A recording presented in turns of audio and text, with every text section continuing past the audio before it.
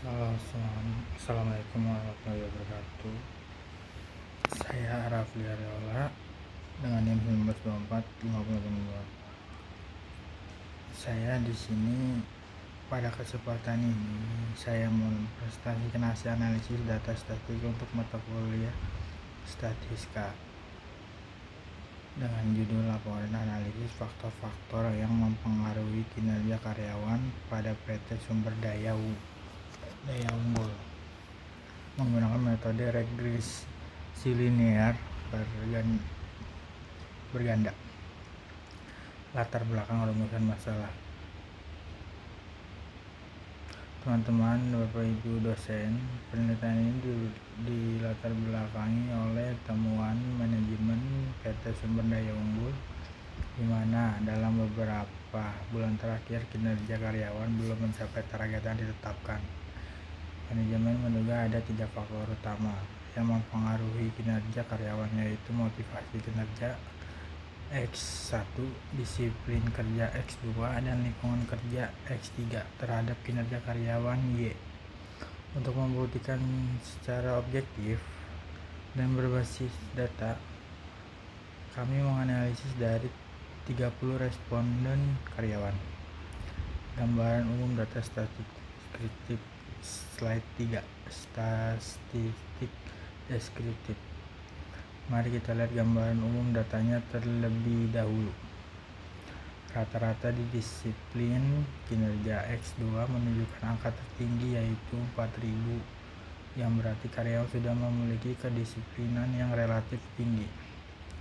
Rata-rata kinerja karyawan Y berada di angka 4.100, kategori baik. Sementara rata-rata motivasi kinerja X1 sebesar 3.600, lingkungan kerja X3 3.600. Uji asumsi slide asumsi klasik. Sebelum melangkah ke analisis regresi, kami melakukan uji asumsi klasik untuk memastikan model digunakan valid. Uji normalitas residual redistribusi normal berdasarkan uji Kolmogorov sampai Smirnov, P sama dengan 0,449, dan Jarugue sampai Bera, P sama dengan 0,150, serta kurva Q sama dengan Q-plot.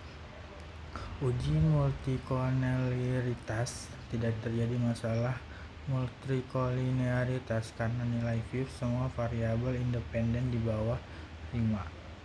VIF lebih kecil dari 5. Uji heteroskedastisitas.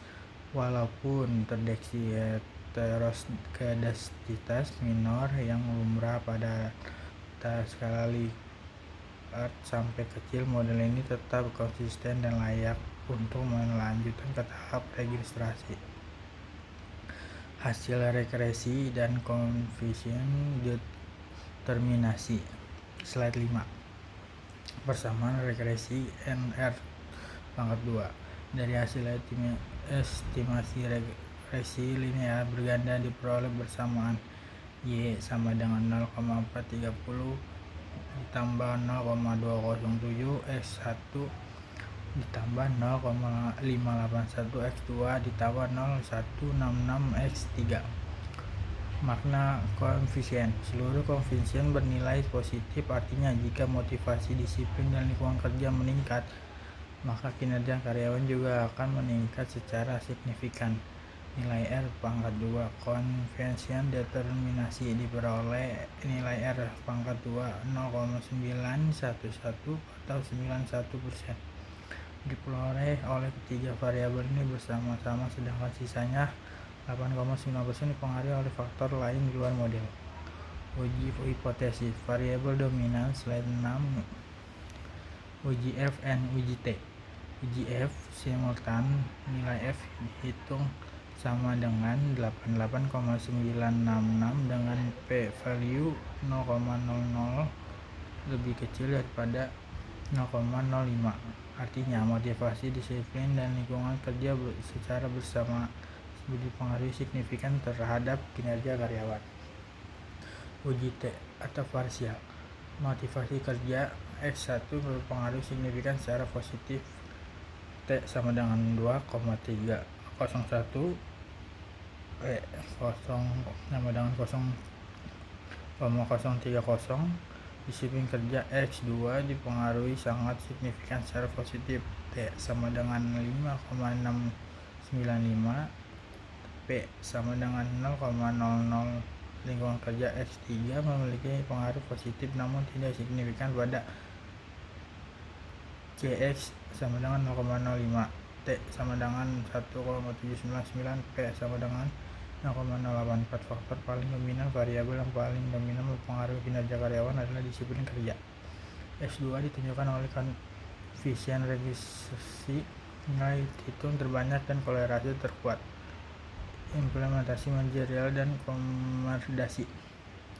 Berdasarkan temuan data tersebut, berikut rekomendasi strategis utama pada sumber daya unggul. Fokus utama pada penguatan disiplin kerja, melakukan sistem monitoring kehadiran digital. 2. Peningkatan motivasi kerja, membuat program Employee of the Month insentif berbasis kinerja. Penyempurnaan lingkungan kerja, memastikan fasilitas fisik nyaman dan membangun budaya kinerja kolaborasi yang kondusif. Kesimpulan dan penutupan. Sebagai kesimpulan, disiplin motivasi kerja merupakan pilar utama dalam meningkatkan kinerja karyawan pada sumber daya unggul. Dengan memprioritaskan meningkatkan disiplin kinerja, perusahaan dapat mendongkrak pencapaian target kerja secara optimal. Demikian presentasi dari saya. Mohon maaf apabila kesalahan. Terima kasih atas perhatiannya Bapak Ibu dosen. Wassalamualaikum warahmatullahi wabarakatuh.